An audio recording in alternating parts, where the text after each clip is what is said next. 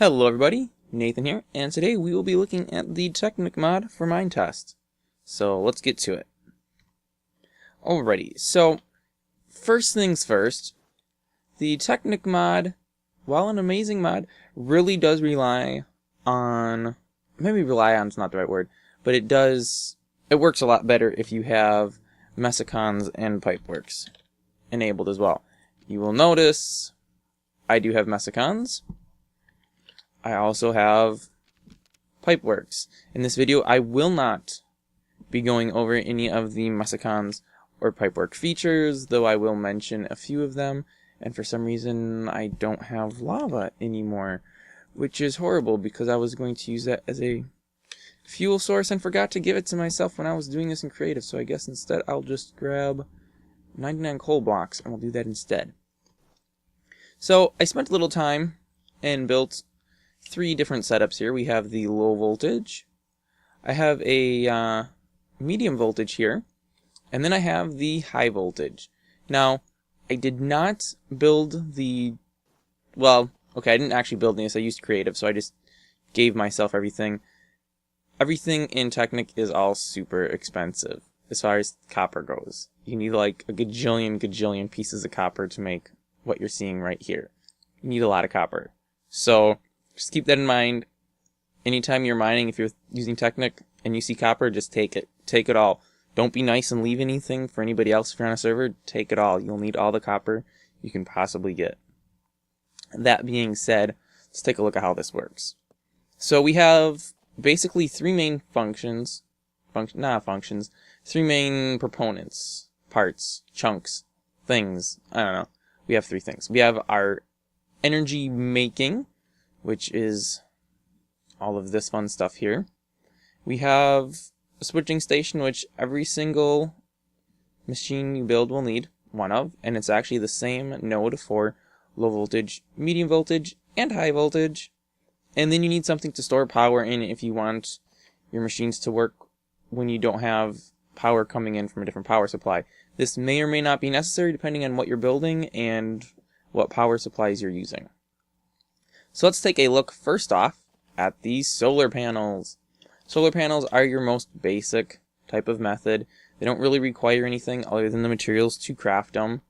As you start off with your low voltage here, your first solar panel build's pretty simple. Silicone wafers, glue, some fine silver wire, and some cable. Cable's just paper and copper, so we're needing copper for that. Glue you actually can get by cooking latex or by cooking a sapling, which is probably what you'll be doing initially because you won't have latex. For some reason silver wire says it doesn't have a recipe, which is silly because it does. It's 3 silver ingots stacked on top of each other. That's odd.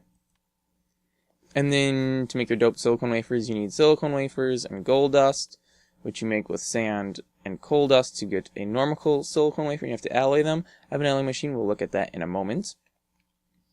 Now you might notice I have 3 different heights that these solar panels are sitting at.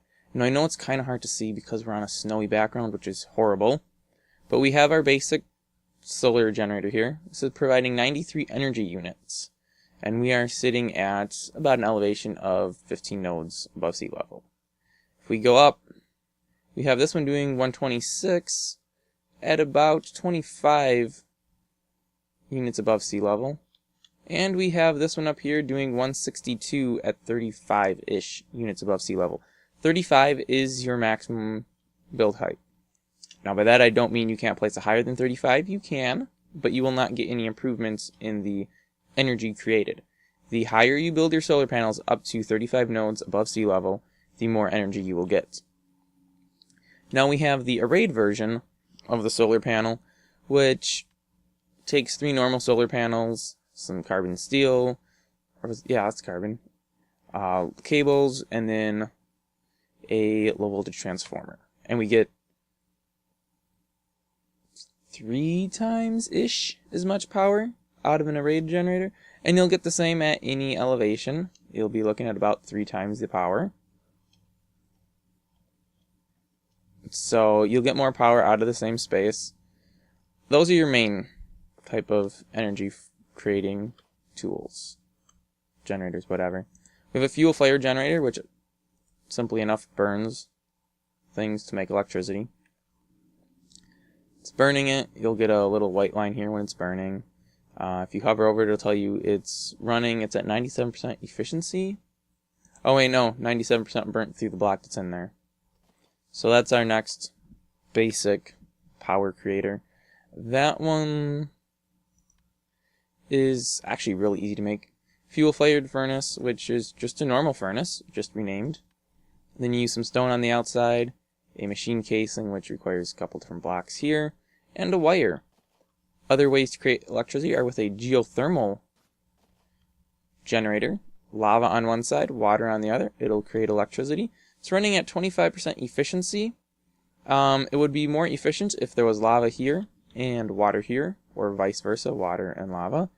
However, due to some kind of a bug in the engine, if I were to place water at this node, this lava, if I place water at this node, this lava would turn to obsidian, which then makes the geothermal generator do nothing.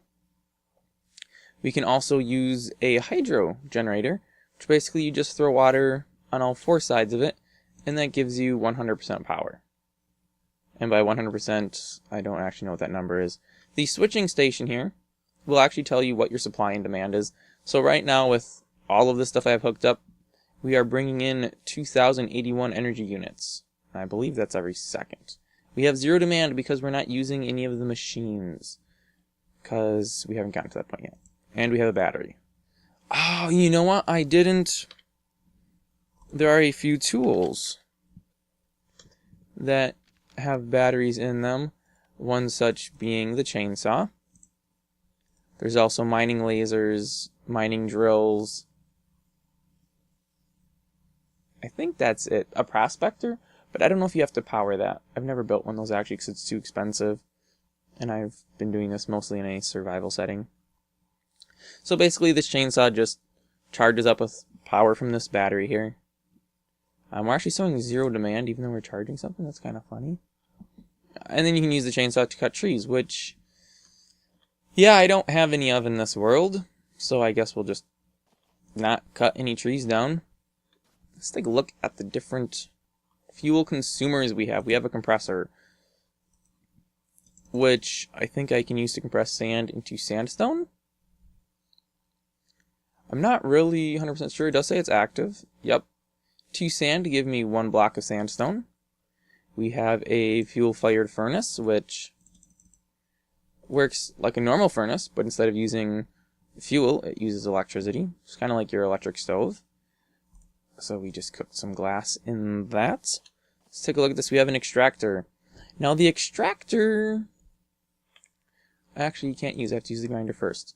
One of the things that you need in-game to make your different cables... and that didn't work. Oh, yes it did. To make your different cables, mainly medium voltage and high voltage, you need rubber to put on the outsides of this paper-coated cable here. To make rubber, you need latex. You get latex from rubber trees. One way you can do that is by grinding rubber tree trunks to get rubber tree grindings, which you can then place into the extractor, and the extractor will extract raw latex out of a pile of grindings. There's also a tool you can actually use and just grab it right out of the tree trunk, which, you know what? Because I got a stack of trunks here anyways, let's just go ahead and throw some of these out, and then we can look at the chainsaw. What's that called? Spigot, I think? Or a tap? No, I think it's a tap. Tap is what we are looking for. Yep. As you'll notice... wait, what? No, I don't want to do that. I want one of these. There we go. It's not too expensive. It does require pipeworks. And basically you just click on your different rubber tree trunks and you get raw latex out of it, which you then can alloy with coal dust to make rubber, which I think is actually like raw rubber or something they call it. So we'll take a peek at that. But first, let's grind some more things. Let's go ahead and grind some coal to get coal dust, because we need this for That's right, the solar panels to make those silicone wafers. And we'll also are going to need it with this latex to make some rubber. So let's go ahead and make a few rubber bits. That gave me 6, that's all I need. Oh, I got 12 already. That's fine. And then let's put, not the sandstone, let's throw the sand and the coal dust in there. Let's grab some more of this. And that'll give us our necessary silicone wafers to make our solar pieces. Now we actually need gold dust as well to make the doped silicone wafer. Not going to do that right now. I'm going to cook some copper though. Now, as I'm sure you're aware, in your normal gaming experience, when you cook a lump, you get 1 ingot out of it. Nothing unusual there. However, if we use the grinder, we can throw a stack of lumps in the grinder, and we'll get 2 piles of dust for every lump. Now when I throw this dust into the furnace, I get, wait for it, 1 ingot per stack of dust. Can you really stack dust? I feel like that's an oxymoron. How would you stack dust? Anyways, per pile of dust. So you can effectively double the amount of ingots you haul out by grinding your ingots first and then cooking them.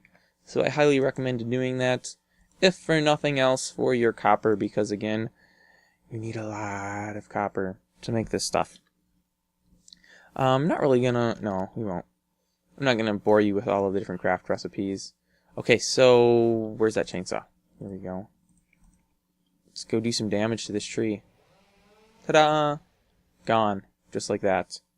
Now you can't use the chainsaw to click on entities in the world to pick them up, so you do have to go to a different item in your hotbar.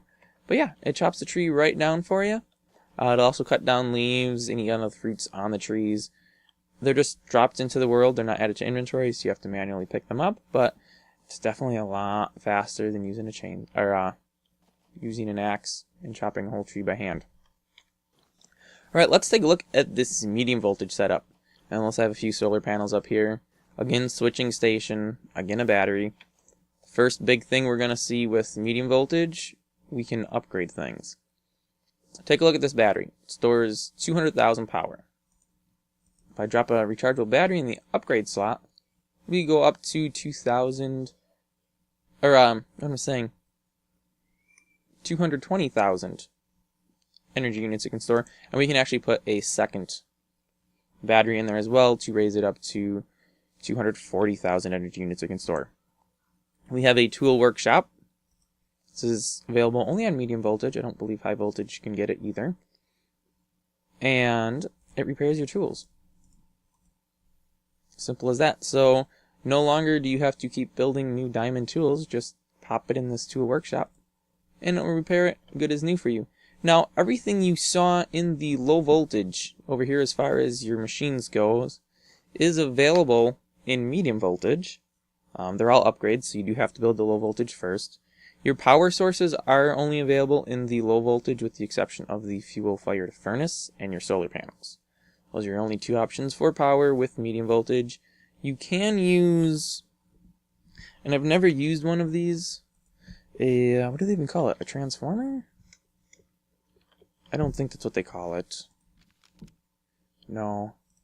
Because there is a, I don't know. Here we go. A supply converter, that's what it is. That you can use to convert from one voltage to another. And I believe there's one for high voltage to medium, or are they both the same? Okay, they're both the same. So you can use this and use high voltage electricity and still run your medium and low voltage machines. So you have the tool workshop, you have upgrade slots here. One which would be a logic unit and one which would be a battery. I guess if you put a battery in the upgrade slot, it makes the tool require less power, I think is how it works. And then we have a centrifuge here. Now I do have a control logic unit in this one. Control logic units just make it work with pipeworks, which again I'm not going to go into.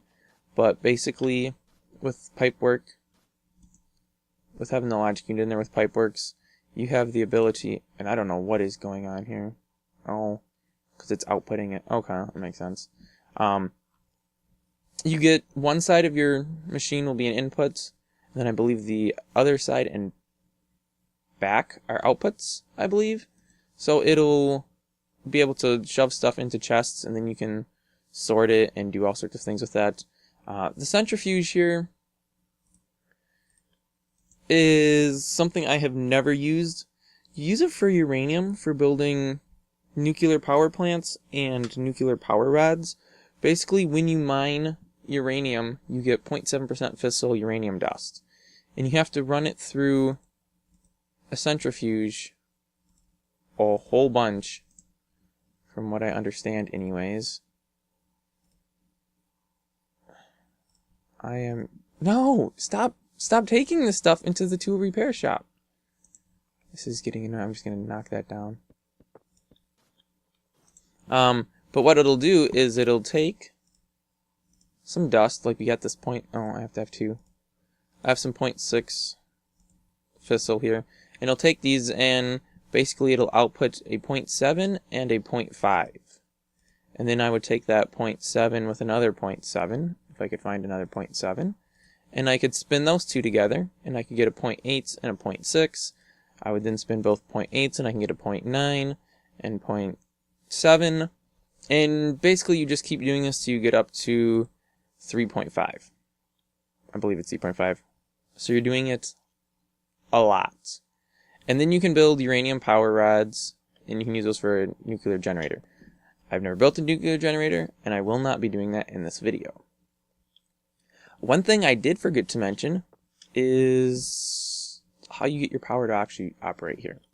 So let's cover that now. Cables run from your generating sources from any side. Solar panels, I've only ever tried down the bottom, because I can't imagine why you'd want a wire coming off the top of your solar panel.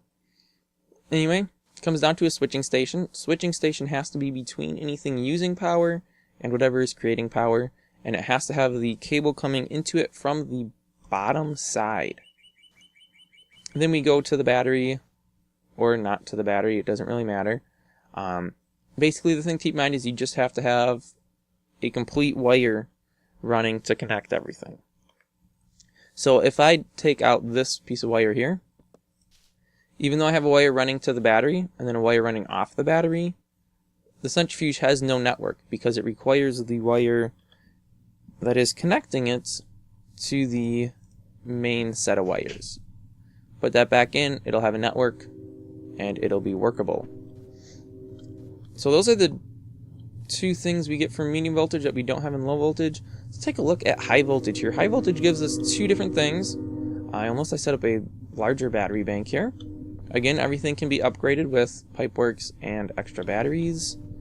And our two items we have a force field, which, ta-da, is a force field. And you can't walk through it. And nobody else can either. And you can change the size of your range, and you can change it to a sphere or a cube, which for some reason it has decided to not build the back wall of it. Let me just turn it off and on. There we go.